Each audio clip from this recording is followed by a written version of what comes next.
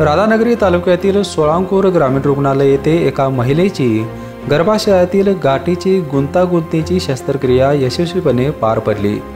कळे येथील स्वरूपा झिरखंडे असे या शस्त्रक्रिया झालेल्या महिलेचे नाव आहे।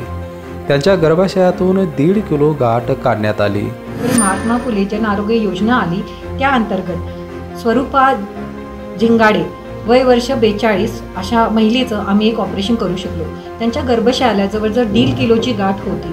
ह्या ऑपरेशनमध्ये अतिशय गुंतागुंतीचं ऑपरेशन होतं, कारण की ह्याच्यामध्ये जर रक्तस्राव झाला असतं तर पेशंटच्या जीवाला धोका निर्माण होऊ शकला असता। पण ही गुंतागुंतीची शस्त्रक्रिया आपल्या ग्रामीण रुग्णालय सोळांकूर येथे अत्यंत यशस्वीरित्या पूर्ण झालेली आहे।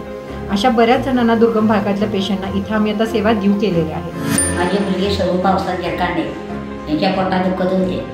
मी राधानगरी कडे कोल्हापुरात सगळीकडे हिंडलो। गुरु मॅडमची जाऊन गाठ घेतली। सोळांपुरात रुग्णालयामध्ये आलो। आमच्या पूर्वीचं ऑपरेशन झालं।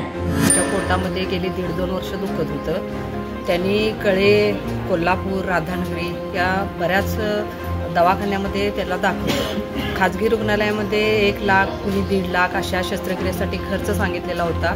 मोलमजुरी खाणारी ही लोक आहेत आणि त्यामुळे एवढा खर्च न परवडणारा होता। आणि ते माझ्याकडे आल्यानंतर मी त्यांना ग्रामीण रुग्णालय सोळांकूर या ठिकाणी घेऊन आले आणि इथं कोले मॅडम, लोहार सर आणि इथला सगळा स्टाफ यांनी अतिशय चांगल्या पद्धतीचं सहकार्य केलं आणि गुंतागुंतीची शस्त्रक्रिया केली।